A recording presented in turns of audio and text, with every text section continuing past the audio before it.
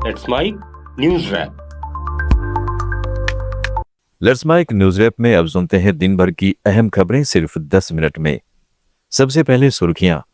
RSS बोला राम मंदिर चढ़ावा चोरी की घटना दुर्भाग्यपूर्ण, दोषियों को मिले कड़ी सजा। कल देश की सबसे हाईटेक रिफाइनरी का उद्घाटन करेंगे प्रधानमंत्री। राजस्थान की अर्थव्यवस्था को मिलेगा बूम। और जंतर मंतर से अनशन पर बैठे सोनम वांगचुक का संदेश, ठूस ठूस कर नहीं खाएं, उपवास करें। अब खबरें विस्तार से। राम मंदिर चढ़ावा चोरी मामले पर राष्ट्रीय स्वयंसेवक संघ ने पहली बार आधिकारिक बयान जारी किया है। सरकार्यवाह दत्तात्रेय होसबाले ने कहा है कि दान पात्रों की चोरी की घटना ने करोड़ों राम भक्तों की आस्था को गहरी ठेस पहुंचाई है। संघ ने उत्तर प्रदेश सरकार द्वारा गठित एसआईटी जांच का स्वागत करते हुए कहा कि जो भी दोषी पाए जाएं उन्हें कड़ी से कड़ी सजा मिलनी चाहिए।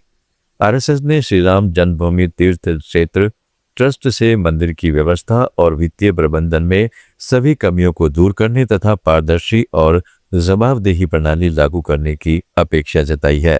आवश्यक है। राष्ट्रीय स्वयंसेवक संघ सहित संपूर्ण हिंदू समाज की न्यास से स्वाभाविक ही अपेक्षा है कि इस घोर निंदनीय घटना को असाधारण मानकर गंभीरता से व्यवस्था एवं संचालन की सभी कमियों को दूर करने हेतु परिणामकारक कदम उठाए ताकि अयोध्या मंदिर पर करोड़ों राम भक्तों की आस्था व श्रद्धा अखंड एवं अटूट बनी रहे। दूसरी ओर इस मामले में पूर्व बीजेपी सांसद विनय कटियार ने दावा किया है कि उनकी प्रधानमंत्री नरेंद्र मोदी से लगातार बातचीत हो रही है। कटियार ने आरोप लगाया कि मंदिर के चढ़ावे में गबन हुआ है और जांच में चोरी की पुष्टि हो चुकी है। उन्होंने ट्रस्ट के महासचिव चंपत राय, ट्रस्टी डॉक्टर अनिल मिश्रा और गोपाल राव पर भी सवाल उठाते हुए कहा कि आने वाले समय में इन्हें भी जेल जाना पड़ सकता है। तो मोदी जी ने कहा रात को वो 1:30-2 बज गए होंगे रात के, तो उन्होंने कहा कि अरे भाई क्या क्या होगा अब। अरे तो मैंने कहा कि सब ठीक हो जाएगा, कुछ तो है नहीं। लेकिन जब हम यहाँ आ गए तो उसमें देखा चंपत राय भी है, गोपाल राव भी है, ये सब जितने हैं ये, हाँ अनिल मिश्रा हैं, तो ये तो किसी कारण से थोड़ा बच गए, जेल नहीं जा पा रहे हैं। प्रधानमंत्री नरेंद्र मोदी शनिवार को राजस्थान दौरे पर रहेंगे। वे जोधपुर में नए एयरपोर्ट टर्मिनल का उद्घाटन करेंगे और इसके बाद बालोतरा की पचपदरा रिफाइनरी राष्ट्र को समर्पित करेंगे। पीएम मोदी सुबह जोधपुर पहुंचकर नए एयरपोर्ट टर्मिनल का लोकार्पण करेंगे और उड़ान योजना के दूसरे चरण की शुरुआत करेंगे। इसके बाद वे पचपदरा पहुंचकर देश की सबसे हाईटेक रिफाइनरी का उद्घाटन करेंगे, जिसका नेल्सन कॉम्प्लेक्सिटी इंडेक्स करीब 17 है। राजस्थान की उप मुख्यमंत्री दिया कुमारी ने कहा है कि इन परियोजनाओं से रोजगार के नए अवसर पैदा होंगे, कनेक्टिविटी बेहतर होगी और राजस्थान की अर्थव्यवस्था को बड़ा लाभ मिलेगा।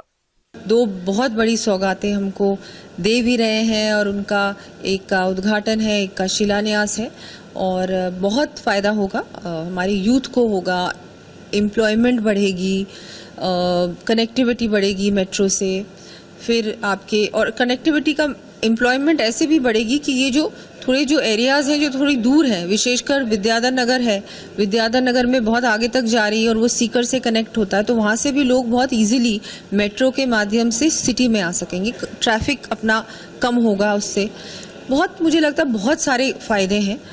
राजस्थान के पूर्व मुख्यमंत्री अशोक गहलोत ने प्रधानमंत्री नरेंद्र मोदी के राजस्थान में प्रस्तावित दौरे और नियुक्ति पत्र वितरण कार्यक्रम को लेकर कहा कि युवाओं को जिला मुख्यालयों पर बुलाकर नियुक्ति पत्र बांटना उनके स्वाभिमान का अपमान है। उन्होंने आरोप लगाया कि भीड़ जुटाने के लिए सरकारी मशीनरी और सरकारी धन का राजनीतिक इस्तेमाल किया जा रहा है। नौकरी देना सरकार का कर्तव्य है, कोई एहसान नहीं, क्योंकि युवाओं ने कड़ी मेहनत से प्रतियोगी परीक्षाएं पास की हैं। उन्होंने यह भी आरोप लगाया कि भर्ती प्रक्रियाएं समय पर पूरी नहीं हो रही, लेकिन वीआईपी कार्यक्रमों के लिए दिखावटी आयोजन समय पर किए जा रहे हैं। दिल्ली के जंतर मंतर पर जारी कोकरोच जनता पार्टी के प्रदर्शन के बीच सामाजिक कार्यकर्ता सोनम वांगचुक का एक बयान चर्चा में है। उन्होंने प्रदर्शन में आने वाले लोगों से कम एक दिन का अनशन रखने की अपील की है। सोनम वांगचुक ने मंच से कहा कि प्रदर्शन स्थल पर लोगों को ठूस कर खाना खाते देख उन्हें दुख होता है। जो लोग आंदोलन के समर्थन में आते हैं वे कम से कम एक दिन का उपवास रखें। वांगचुक ने यह भी कहा है कि अनशन से स्वास्थ्य को भी फायदा होगा और ज्यादा खाने से लोग जल्दी बीमार पड़ते हैं। कि आप लोग क्या करते हैं, आप लोग यहाँ ठूस के खाना खाते हैं, वो मुझे थोड़ा दुखद लगता है। मैं चाहता हूं कि आप लोग भी कम से कम एक दिन का अनशन करें। यहाँ जब आते हैं तो एक दिन का हमारे संवेदना में सपोर्ट में दिन का कम से कम अनशन करें और जितना हो सके जो यहाँ उदारता से खाना देते हैं उनको दिन का खाना तो कम से कम न देना पड़े, शाम का आप खाएं। मगर अगर खाना चाहें तो जरूर खाएं, ये ऑप्शन हो आपके लिए कि एक दिन का सॉलिडेरिटी में आप भी अनशन करें या ना करें। मगर करें तो आपको बहुत फायदे होंगे, ना करें आप ऐसे ही मोटे होते जाएंगे, बीमार पड़ेंगे, मरेंगे जल्दी हमसे। देश की चुनावी प्रक्रिया को लेकर 23 विपक्षी दलों और एक निर्दलीय सांसद ने भारत के मुख्य न्यायाधीश को लिखी संयुक्त चिट्ठी सार्वजनिक कर दी है। विपक्ष ने चुनाव आयोग पर पक्षपातपूर्ण रवैया अपनाने और चुनावी प्रक्रिया में कथित हेरफेर के गंभीर आरोप लगाए हैं। पत्र में कहा गया है कि स्वतंत्र और निष्पक्ष चुनाव लोकतंत्र की बुनियाद है और चुनाव आयोग की निष्पक्षता पर सवाल खड़े हो रहे हैं। विपक्ष ने सुप्रीम कोर्ट से एसआईआर प्रक्रिया और चुनाव से जुड़े अन्य मुद्दों पर न्यायिक हस्तक्षेप की मांग की है। साथ ही कहा है कि लोकतांत्रिक संस्थाओं पर जनता का भरोसा बनाए रखने के लिए न्यायपालिका की भूमिका बेहद महत्वपूर्ण है।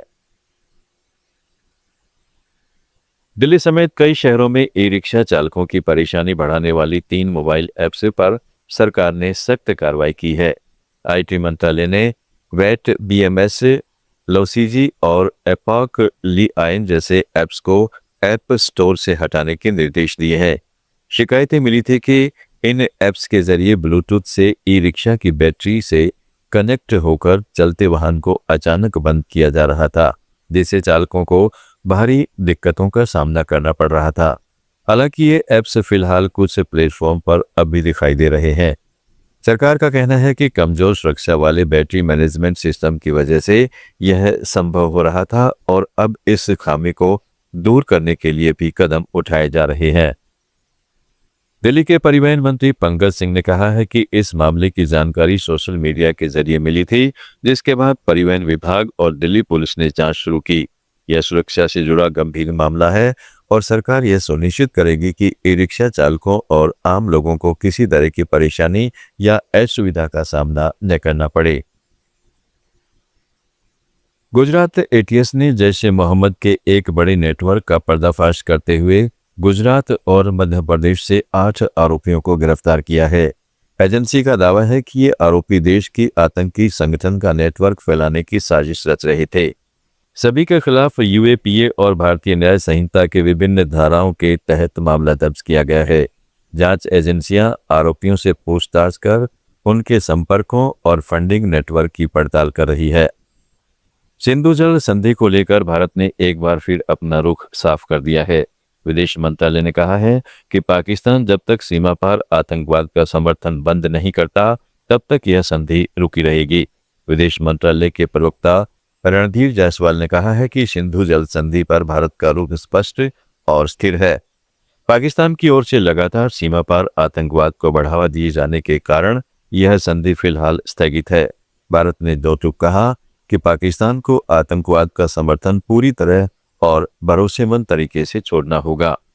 ईरान के पूर्व supreme leader Ayatollah Ali Khamenei और उनके परिवार के सदस्यों का अंतिम संस्कार तेहरान में शुरू हो गया है। दुनिया के कई देशों के प्रतिनिधिमंडल इस समारोह में शामिल हो रहे हैं। ईरानी समाचार एजेंसी इरना के मुताबिक तेहरान के मोसल्ला परिसर में अयातुल्ला अली खमनेई और उनके परिवार के सदस्यों के ताबूत रखे गए हैं, जहां विदेशी मेहमान श्रद्धांजलि अर्पित कर रहे हैं। भारत से पहुंचे धर्म गुरुओं के प्रतिनिधिमंडल ने भी श्रद्धा सुमन अर्पित किए। वहीं पाकिस्तान के सेना प्रमुख फील्ड मार्शल आसिम मुनीर भी तेहरान पहुंचे हैं। आप सुन रहे थे let's mind more than radio. Follow कीजिए हमें हमारे सोशल मीडिया प्लेटफॉर्म्स पर।